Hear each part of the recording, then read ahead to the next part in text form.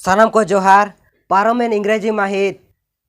6/2/2022 सिंगी माह हिलो सामांग सिंहभूम ब्लॉक चाकुलिया ठाकुरबाड़ी जांग बाहा तुपुनाई घाट रे ठाकुरबाड़ी जांग बाहा तुपुनाई घाट कुमुट सावते धार दिसो माझी पारगाना महाल होते मिद दुपड़ुब हुई लेना दुपड़ुब रेना लोड़ा दो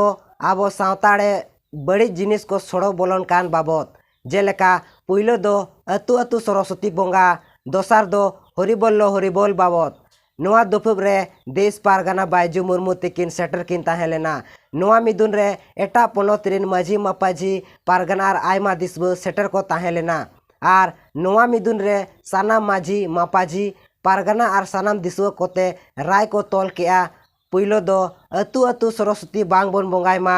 दोसार जानाम खोन छटियर गुजु बापला गज गुर तेल नाहान से जिलिंग डहार जांग बाहा तुपुने घाट धाबिज हरिबोल दो बांग बोन मेनमा मारांग बुरु हिरले गेबोन मेनमा नोआरे सानाम को हेसरी किया जे तेहेन खोन अतु अतु सरस्वती बाबन बोंगाया एटा जाति बोंगा बाबन सेवा कोआ धरम डाक दो मारांग बुरु हिरले गेबोन मेनमा माझी पारगाना महाला नौकान कामी दो अडिगे सारहावाना कमी कना नौका तेगे आबोआ सावता दो लाहा से सोझे इदिया